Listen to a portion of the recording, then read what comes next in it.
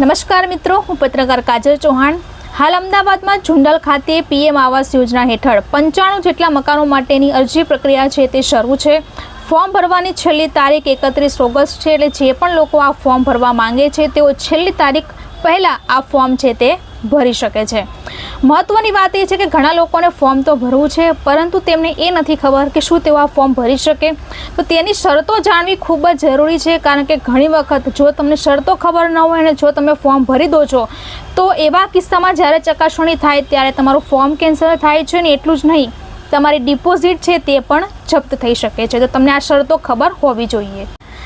સૌથી પહેલું એ છે કે આ ફોર્મ ભરવા માટે તમે અમદાવાદના નાગરિક હોવા જોઈએ, એટલે કે અમદાવાદમાં રહેતા હોવા જોઈએ. પરંતુ ઘણીવાર એવું બનતું હોય છે કે અનેક લોકો અન્ય શહેરમાંથી અમદાવાદમાં શિફ્ટ થયા હોય છે અથવા તો ભાડે રહેતા હોય છે. તો આવા કિસ્સામાં એવું બની શકે છે કે તમે ભાડા કરાર કરાવીને પણ આ ફોર્મ છે તે ભરી શકો છો. બીજા નંબરે એ છે કે તમારા નામે ભારતમાં ક્યાંય પણ પાક્કું મકાન છે તે હોવું ન જોઈએ, અને આ યોજનાનો પહેલાં કોઈ પણ જગ્યાએ તમે ઉપયોગ છે તે કરેલો હોવો ન જોઈએ, તો આ ફોર્મ છે તમે ભરી શકો છો.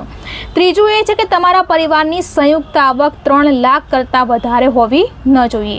જો આ તમે ત્રણેય શરતો તમે પૂરી કરતા હોવ તો આ ફોર્મ છે તમે ભરી શકો છો.